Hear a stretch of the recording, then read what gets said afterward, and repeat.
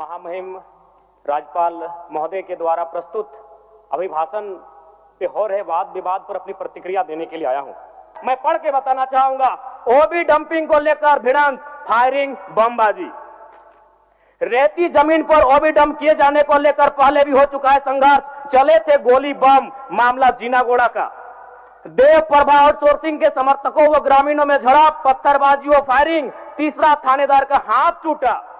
अचानक बमबाजी व फायरिंग से मची भगदड़। पुलिस की मौजूदगी में एक दूसरे पर पत्थर बरसाते लोग। मैंने कहा रोज रोज आपके डीएसपी घायल होने का इंतजार मत कीजिए। विधि के समक्ष अगर सब बराबर हैं तो रेतों को भी जान जाती है, रेतों को भी चोट लगता है। इस मामले को संज्ञान में लेंगे महोदय। मैं आगे कहना चाहूंगा, अभी वरिष्ठ नेता ने कहा लॉ एंड ऑर्डर। मैं मानता हूं कि लॉ एंड ऑर्डर आपका है, लेकिन कहां है अध्यक्ष महोदय? गांवों में, खेतों में, खलिहानों में, बालू और कोयला के खदानों में, माफियाओं की जेब में आपका लॉ एंड ऑर्डर है महोदय। लॉ एंड ऑर्डर है अध्यक्ष महोदय। कहां? गांवों में, खेतों में, खलिहानों में, कोयला के खदानों में, माफियाओं की जेब में अध्यक्ष महोदय। मामले को गंभीरता पूर्वक संज्ञान में लीजिए अध्यक्ष महोदय। फिलहाल मांडू के मैंने जिन गांवों का नाम जिक्र किया है, अभी भी 500 महिलाएं धरने पर बैठी अध्यक्ष महोदय। अगर सरकार इस मामले को गंभीरता पूर्वक नहीं लेती अध्यक्ष महोदय, तो बागमारा और झरिया जैसी घटनाएं मांडू में घटित होने में देर नहीं लगी अध्यक्ष महोदय। कि जब भी हमारी जमीनों का अधिग्रहण होगा, जब कोई कंपनी हमारी जमीन का अधिग्रहण माइंस के लिए करेगी, और जब माफियाओं के द्वारा उन पर लाठीचार्ज होगा, उनके लठेत के माध्यम से उन पर हमला होगा, तो कोयलांचल के रैयत चाहते हैं कि साथ साथ में 2-4 IAS IPS को भी चोट लगे। क्यों लगे? न विगत कुछ दिन पहले बागमारा में एक घटना घटी थी, हिलटॉप कंपनी का मामला था।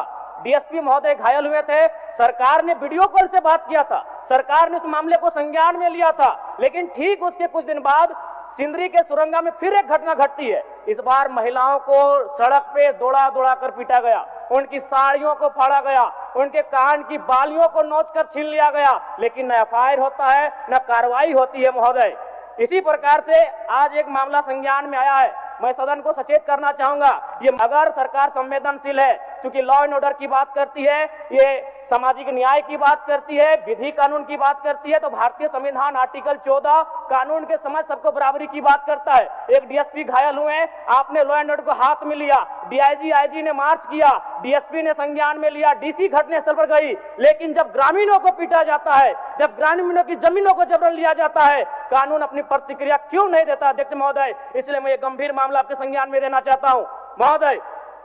भारतीय संविधान आर्टिकल 301 कहता है, क्योंकि इससे पहले जो जमीन का मामला था वो हमारा मौलिक अधिकार था, लेकिन संशोधन करते हुए 300A में डाला गया है। वर्तमान वो हमारा मौलिक अधिकार ना होकर संवैधानिक अधिकार है अध्यक्ष महोदय। और वो क्लाउज कहता है कि जिसके पास भूमि नहीं है, सरकार उसे भूमि आवंटित करेगी। लेकिन यहाँ दुर्भाग्य इस राज्य का कि जिनकी भूमि है, सदियों से, हजारों वर्षों से भूमि पर वो जोत खोड़ करते हैं, और आज लगता है कि ब्रिटानिया हुकूमत बरकरार है, ईस्ट इंडिया कंपनी का शासन इस राज्य में बरकरार है। आज इसी प्रशासन के जोर पर आज उनकी जमीनों का जबरन अधिग्रहण किया जाता है। मांडू का मामला को संज्ञान में लीजिए, सुरंगा का मामला संज्ञान में लीजिए, भौरा का मामला संज्ञान में लीजिए अध्यक्ष महोदय, क्योंकि रोज रोज आपके डीएसपी घायल होने का इंतजार मत कीजिए। विधि के समक्ष अगर सब बराबर हैं तो रेतों को भी जान जाती है, रेतों को भी चोट लगता है। इस मामले को संज्ञान में लेंगे महोदय। मैं आगे कहना चाहूंगा, अभी वरिष्ठ नेता ने कहा लॉ एंड ऑर्डर। मैं मानता हूं कि लॉ एंड ऑर्डर आपका है, लेकिन कहां अध्यक्ष महोदय?